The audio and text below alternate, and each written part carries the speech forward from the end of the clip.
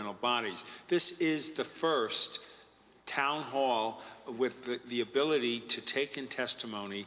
And as you know, in April, there will be these health monitor mechanisms around the airport that will monitor the quality of the air. This is a first step. It's never happened before. I'm telling you, this is a good moment.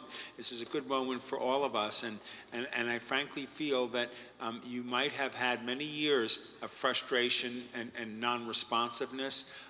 We expect this hearing to be the beginning of the involvement and partnering with the City of LA and Santa Monica and with all of the other governmental jurisdictions and resolving this to the benefit of the goodwill of the people. That's why we're here tonight.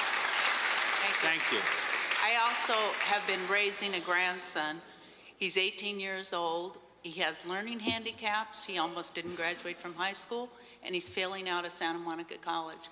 I don't know if the pollution is doing that to him, but I wouldn't be surprised. I don't know how you're going to test that. We'll test it. Thank you. Thank you very much.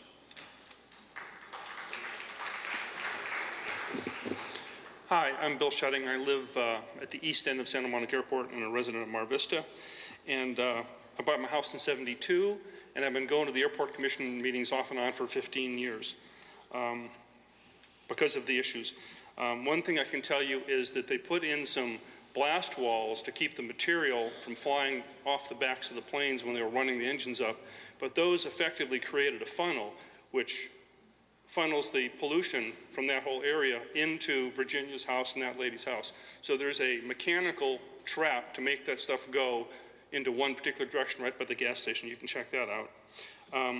That's because of the westerlies. The winds coming off of the ocean just take it and push it to the east. Right, and then those two big walls make it go into one narrow path. So there's one narrow path there that's much higher than ever.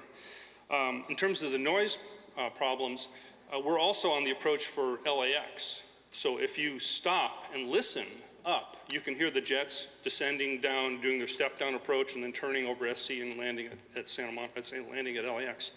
So that noise is never taken into account in any of the noise readings, but you can hear it. You can hear it from inside of a house, so it's definitely loud enough to be able to be heard.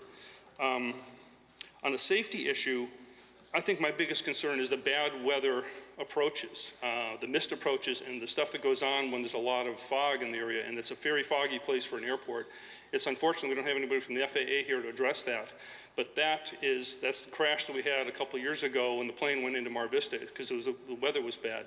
I know nobody here has anything to do with that, but that's just another safety issue that really hasn't been addressed. It's really not a good place for an airport, and Mar Vista Hill is in the way, so the planes have to fly away from Mar Vista Hill and have to land with all this complicated airspace. So it's not